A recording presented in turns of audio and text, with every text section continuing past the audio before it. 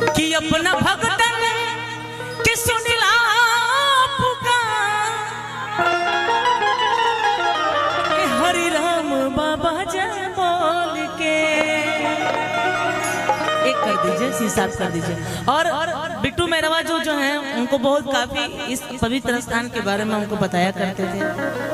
हालांकि मेरा सौभाग्य हुआ ना, चीज साफ कर दीजिए, तो मुझे ये सौभाग्य हुआ कि मैं आज बाबा का दर्शन कर पाऊंगी।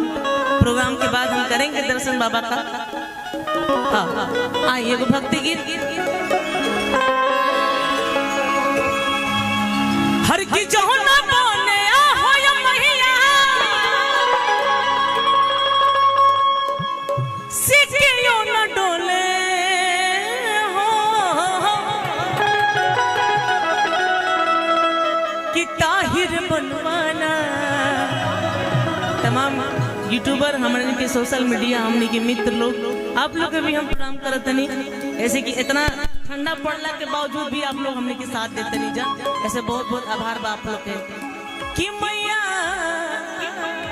हर डाल झूलनवा हो ताहिर बनवाना। हालांकि भोजपुरी के कलाकार समय समय पर गावेलन जा। अब कुछ दिन में होली आ जाए, हमारा लगा कि प्रोग्राम जब खत्म हुई तो लास्ट में के होलियो गावे के होली हो कबे करी ऐसे कि मस्ती वाला पल तो कबे से होता, बोल बम गौनी जा, छठ गीत गौनी जा, दुर्गा पूजा गौनी जा।